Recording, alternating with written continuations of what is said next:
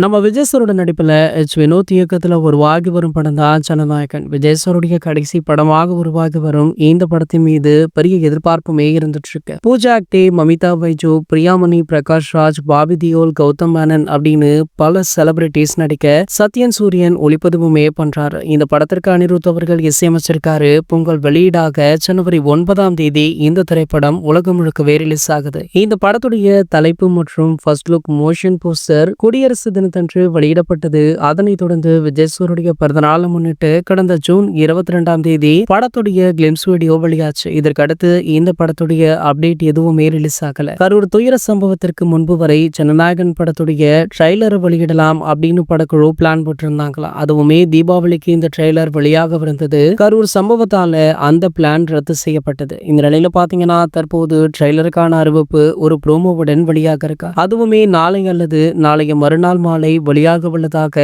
செய்திகள் கிடைச்சிருக்கு. இந்த ட்ரெய்லர் பாத்தீங்கன்னா அடுத்த வாரம் வெளியாக இருக்காம். இந்த ட்ரெய்லர்ல ஆக்ஷன் காட்சிகளை தாண்டி பல அரசியல் வசன காட்சிகளுமே இடம்பெற்றுள்ளதா. சோ ட்ரெய்லர் வெளியானாலே ஒரு மிகப்பெரிய சர்ச்சை வெடிக்கும் அப்படின்ற மாதிரி தற்போது தகவலுமே கிடைச்சிருக்கு. கரூர் சம்பவத்திற்கு பிறகு செய்தியாளர்களை சந்திக்கவில்லை விஜய் அவர்கள் அப்படின்னு பல குற்றச்சாட்டுகளுமே இருந்துட்டு இருக்கு. இந்த நிலையில பாத்தீங்கன்னா இந்த ட்ரெய்லர் வெளியீட்டிற்கு பின்பாக தளபதி விஜய் அவர்கள் செய்தியாளர்களையுமே சந்திக்க இருக்காரா. சோ இந்த ட்ரெய்லருக்காக ஒட்டுமொத்த தளபதி ரசிகனுமே ஆவலுடன் காத்துட்டு இருக்காங்க. இது போன்ற செய்திகளை பற்றி நீங்க உடனே தெரிஞ்சுக்க நம்ம சேனலை மறக்காம சப்ஸ்கிரைப் பண்ணிக்கோங்க.